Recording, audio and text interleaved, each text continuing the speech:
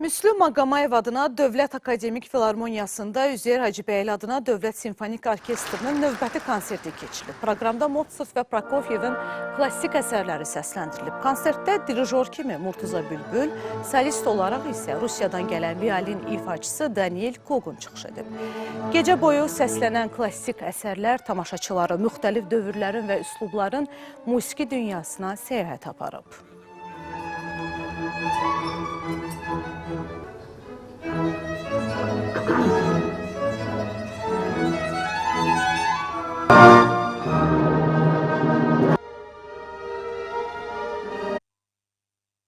Mən çox şadım ki, bugün Bakıda, bizim filarmoniyada çox böyük bir konsert keçirilir.